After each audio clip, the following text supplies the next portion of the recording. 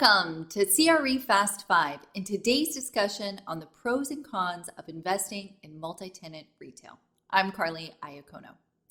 I'm going to start with the risk factors today so we can end on a high note with the upside. Let's go. First, today's discussion is really centered around strip malls and community shopping centers, not large-scale regional malls. So keep that in mind. All right, now in a strip center, many of your tenants will be local businesses with little to no credit behind them. Your lease guarantees are usually personal if there is a guarantee at all. The lease terms are typically shorter than in a single tenant investment, which can lead to vacancies and costs such as tenant improvement allowances and leasing commissions when the spaces roll over. Expense bleed is also a consideration. It's more likely that you'll have gross leases on multi-tenant properties as opposed to single tenant, meaning that the tenant only pays rent and does not cover any of the expenses. For example, if the taxes go up, the landlord may have to absorb some or all of that increase, which could negatively affect the net operating income. Now, some multi-tenant retail investments do have tenants on net leases, which can help protect against expense bleed and is certainly a benefit. Capital improvements like roof, structure, facade, and parking lot are almost always on the landlord, even if your tenants are on triple net leases. And these can be significant expenses depending on the age and size of the center you're purchasing. The final piece is the actual management of the center. The landlord is usually responsible for performing all common area maintenance, such as snowplow, landscaping, parking lot sweeping, etc. Fielding tenant calls, responding to concerns, and handling leases is all a part of this role as well. Now, you can hire a management company for a percentage of the base rental income to take much of this off of your plate, but the cost has to make sense given your overall return. Now, on to the good stuff.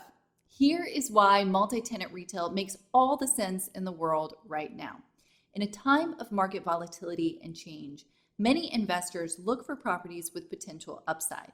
Multi-tenant retail allows a more hands-on landlord to, quote, work the property and increase value over time. There are many more levers to pull during the hold period to boost value. For example, rents can be increased when tenants move out.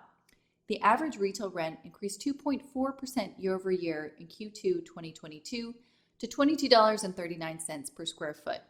This was the highest annual growth rate since Q1 of 2017. Now, anecdotal evidence suggests that rental rates are increasing for both new leases and renewals, with some markets seeing annual increases of 4% for prime spaces. Second, usually the overall return for a multi-tenant center is higher than for a single tenant.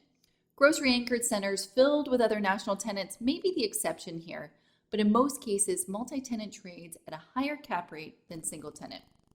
Third, the retail availability rate hit a new 10-year low of 5.1% in Q2.